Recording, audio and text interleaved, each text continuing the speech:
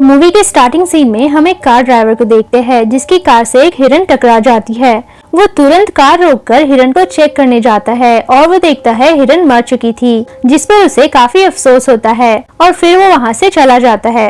लेकिन तभी अचानक हम देखते हैं कि वो मरी हुई हिरन बड़े ही अजीब तरीके से फिर खड़ी हो जाती है और उसकी आंखों का कलर सफेद हो चुका था। उसे देखने से ऐसा लग रहा था कि मानो वो कोई ज़ॉम्बी हो। इसके बाद हम सियोक्वो को देखते हैं जो एक बड़े से फर्म का फंड मैनेजर रहता है।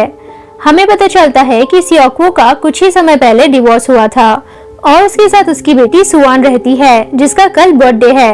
सियोक्वो अपने काम में बहुत ही ज्यादा बिजी रहता था, जिसकी वजह से वो अपनी बेटी का ख्याल अच्छे से नहीं रख पाता था। सुवान उससे अपनी माँ से मिलने की जिद करती है जो बुसान में रहती थी और सियोक्वो किसी तरह उसकी बात मान लेता है। फिर दोनों बाप बेटी मिलकर रेलवे स्टेशन के लिए निकल जाते हैं और वहां पहुंचकर वो दोनों KTX 101 ट्रेन को पकड़ लेते हैं। दूसरी तरफ ट्रेन में हम कुछ और लोगों को देखते हैं जिनमें एक आदमी सांगवा और उसकी प्रेग्नेंट वाइफ सियोंग, दो बहनें इंगिल और जोंगिल, एक हाई स्कूल बास्केटबॉल टीम जो मैच खेलने जा रहे थे, CEO योंगसुक और एक होमलेस मैन जिसको देखने से लग रहा था कि वो काफी डरा हुआ है। इधर ट्रेन निकलने ही वाली थी कि तभी अचानक वहाँ एक लड़की आती है जो काफी अजीब लग रही थी।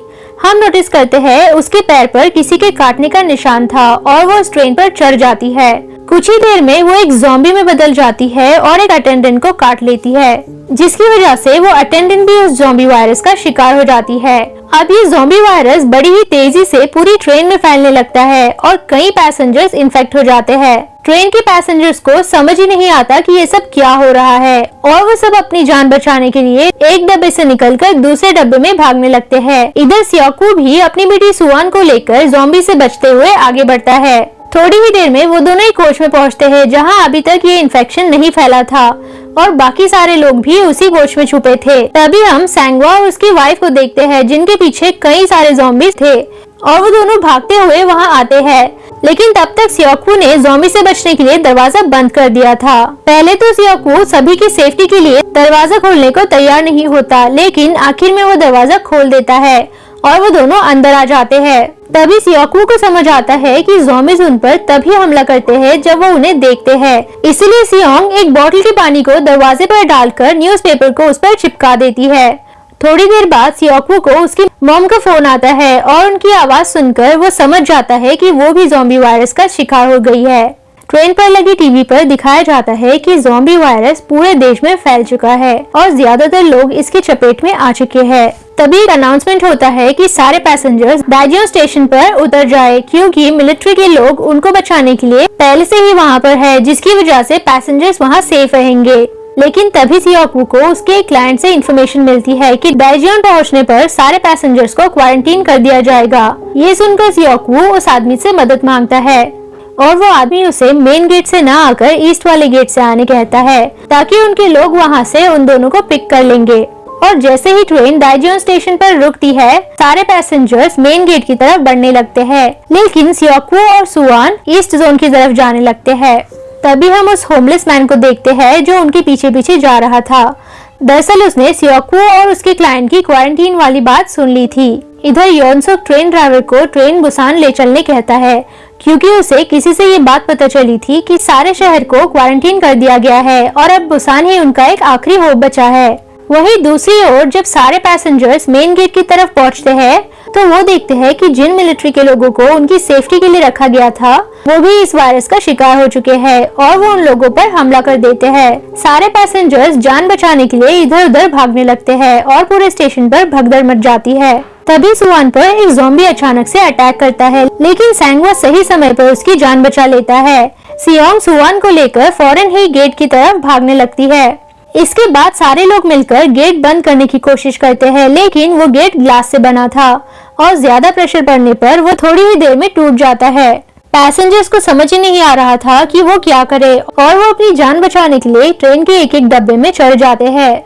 सियोक्वो, सांगवा और योंगुक एक डब्बे में चढ़ जाते हैं और इधर सियोंग, सुवान, इंगिल और होमलेस मैन किसी दूसरे डब्बे में होते हैं। दूसरी तरफ योंसुक भी बचे हुए पैसेंजर्स के साथ एक डब्बे में रहता है। सियोंग को कॉल करने पर सांगवा को पता चलता है कि वो लोग कोच 13 के वॉशरूम में फंसे हुए हैं। योंगसुक कहता है कि ट्रेन के सारे बचे हुए पैसेंजर्स कोच 15 में छुपे हैं। सो फाइनली वो ये प्लान करते हैं कि वो सब कोच 9 से जाकर पहले सियोंग और सुवान को बचाएंगे और फिर कोच 15 की तरफ जाएंगे। अब प्लान के अकॉर्डिंग तीनों ज़ॉम्बीज से लड़ते हुए आगे बढ़ने लगते हैं। इसी बीच उन्हें रियलाइज होता है कि ज़ॉम्बीज रात में नहीं देख सकते और वो सिर्फ साउंड पर रिएक्ट करते हैं।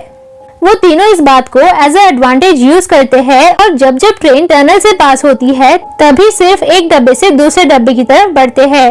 इसी टेक्निक का यूज करके वो लोग फाइनली कोच 13 के वॉशरूम तक पहुंचने में कामयाब हो जाते हैं और सभी को बचा लेते हैं। जिनही को योंगडुक के फोन पर मैसेज आता है कि वो लोग सेफ है और कोच 15 की तरफ बढ़ रहे हैं। लेकिन जब ये बात योंगसुक को पता चलती है तो वो गुस्से से बोलता है अब तक तो वो लोग जरूर इन्फेक्टेड हो गए होंगे और उन्हें इस कंपार्टमेंट में नहीं घुसने देना चाहिए वरना सारे लोग वायरस का शिकार हो जाएंगे। दूसरी तरफ उन लोगों को कोच 15 तक पहुंचना था और जैसे ही नेक्स्ट टनल आता है सभी अगले कोच की तरफ बढ़ने लगते हैं। लेकिन तभी अचानक से होमलेस मैन गिर जाता है और उसकी मदद करने के चक्कर में टनल पास हो जाता है। अब एक बार फिर ज़ॉम्बीज उन सभी को देख सकते थे और वो उन पर हमला कर देते हैं। सियोकू और सैंगवा दरवाजे को बंद करने की पूरी कोशिश करते हैं लेकिन वो दरवाजा बंद हो ही नहीं रहा था और इसी बीच एक ज़ॉम्बी सैंगवा के हाथ पर काट लेता है। उधर योंगुक से कोच 15 का दरवाजा खुल ही नहीं रहा था क्योंकि दरवाजे को लॉक कर दिया गया था। कोई रास्ता ना देखते हुए योंगुक आखिर में वो गेट को बैट से मार मार कर डोर को तोड़ देता है। अब तक सैंगवा समझ चुका था कि वो भी कुछ ही देर में ज़ॉम्बी में बदल जाएगा और इसीलिए वो सियोकू को सियोंग का ख्याल रखने बोलकर वहाँ से जाने का कहता है। वो आखिरी बार अपनी वाइफ से बात करता है और अपने होने वाले बच्चे का नाम बताता है। हम देखते हैं कि इस भगदड़ में इंगिल भी ज़ॉम्बीज का शिकार बन जाती है। कोच 15 पहुंचते ही सियोकू योंगसुक को मारने लगता है। उसे कहता है कि उसकी वजह से लोगों की जान गई और आज बाकी लोग भी जिंदा होते अगर उसने दरवाजा बंद नहीं किया होता। लेकिन यहाँ योंगसुक सारे लोगों को भड़काने लगता है कि ये लोग भी इन्फेक्टेड हो गए हैं जिसके कारण उन्हें चेंबर में आइसोलेट कर दिया जाता है। तभी जोंगिल की नजर अपनी बहन इंगिल पर पड़ती है जो कि अब तक ज़ॉम्बी बन चुकी थी। वो काफी इमोशनल हो जाती है और दरवाजा खोलकर अपनी बहन को ज्वाइन कर लेती है। लेकिन इस गलती की वजह से सारे ज़ॉम्बीज कोच में घुस जाते हैं और एक एक करके सारे लोग उनका शिकार बन जाते हैं। अब सिर्फ वो लोग ही बचे थे जो चेंबर में थे। सियोकू को उनके असिस्टेंट का कॉल आता है और वो बताता है कि ये वायरस YS बायोटेक से फैलना शुरू हुआ है और दोस्तों ये वही कंपनी थी जिसके सारे शेयर सियोकू ने बेच दिए थे। तभी कंडक्टर सारे बचे हुए पैसेंजर्स को इन्फॉर्म करता है कि ट्रैक ब्लॉकेज की वजह से ट्रेन को डाइग्यो स्टेशन पर ही रोकना पड़ रहा है और वो एक दूसरी ट्रेन को उनकी लेफ्ट वाली ट्रैक पर लाने जा रहा है। जब ट्रेन लेफ्ट वाली ट्रैक पर आ जाए तब वो लोग तुरंत ही उस ट्रेन में बुसान जाने के लिए चढ़ जाए। दूसरी तरफ हमें पता चलता है कि योंगसुक और एक अटेंडेंट ज़ॉम्बी के हमले से बच गए थे क्योंकि वो दोनों वॉशरूम में छुपे थे और उन दोनों ने भी कंडक्टर की बात सुन ली थी। जैसे ही कंडक्टर बाहर जाने के लिए वॉशरूम का दरवाजा खोलता है तभी मतलबी योंगसुक अपनी जान बचाने के लिए अटेंडेंट को ज़ॉम्बीज की तरफ फेंक देता है। फिर वो खुद दूसरी ट्रेन पकड़ने के लिए निकल जाता है। अगले सीन में हम सियोकू और बाकी सर्वाइवर्स को देखते हैं जो दूसरी ट्रेन पकड़ने के लिए जा रहे होते हैं। लेकिन तभी अचानक वहाँ एक जलती हुई इंजन आकर क्रैश हो जाती है जिसकी वजह से जिनही और योंगुक बाकी सारे लोगों से अलग हो जाते हैं। इसके बाद ट्रेन पकड़ने के लिए वो लोग दूसरे रास्ते की तरफ जाते हैं। उसी बीच वहाँ योंगसुक आता है और एक बार फिर अपनी जान बचाने के लिए वो जिनही को ज़ॉम्बी की तरफ फेंक देता है। कुछ ही देर में जिनही भी ज़ॉम्बी बन जाती है और फिर वो योंगुक को भी काट लेती है जिसकी वजह से वो भी ज़ॉम्बी बन जाता है। योंगसुक भागते भागते नीचे गिर जाता है और तभी उसे एक ज़ॉम्बी काट लेता है। जब कंडक्टर उसकी मदद करने आता है तो वो एक बार फिर कंडक्टर को ज़ॉम्बीज की तरफ फेंक देता है और खुद इंजन की तरफ भागता है। इससे ये तो साफ हो जाता है कि योंगसुक अपनी जान बचाने के लिए किसी भी हद तक गिर सकता था और उसे दूसरों की बिल्कुल भी परवाह नहीं है। हम होमलेस मैन को देखते हैं जो सियोकू, सुवान और सियोंग की जान बचाने के लिए अपने आप को सैक्रिफाइस कर देता है। फिर तीनों किसी तरह से उस चलती हुई इंजन पर चढ़ जाते हैं जो उस ट्रेन कंडक्टर ने स्टार्ट किया था। लेकिन तभी कैबिन से योंगसुक निकलता है जो कि अब तक ज़ॉम्बी में बदल चुका था। सियोकू योंगसुक को रोकने की कोशिश करता है और किसी तरह उसे ट्रेन से गिरा देता है। लेकिन इस लड़ाई के दौरान योंगसुक ने उसे काट लिया था जिससे वो भी इन्फेक्टेड होने लगा था।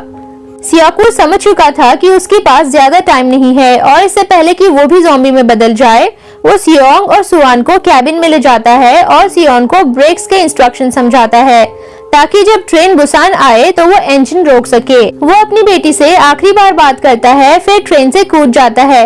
मरते वक्त भी वो उन पलों को याद करता है जब उसने पहली बार अपनी बेटी को हाथों में उठाया था। अब ट्रेन आखिरकार बुसान पहुंच जाती है। सुआन और सियोंग इंजन से निकलते हैं और एक टनल को क्रॉस करने लगते हैं। टनल के उस तरफ मिलिट्री डिप्लॉयड रहती है, जिनको लगता है कि टनल से ज़ॉम्बी आ रहे थे। वो फायरिंग शुरू ही करने वाले थे कि तभी उन्हें गाने की आवाज सुनाई देती है जो सुआन गा रही थी और वो समझ जाते हैं कि वो लोग सर्वाइवर्स हैं। दोस्तों, सुआन वही सॉन्ग गा रही थी जो वो अपने पिता के लिए गाना चाहती थी, लेकिन आज वो उनकी याद में गा रही थी। और इसी के साथ मूवी खत्म हो जाती है। Thank you for watching.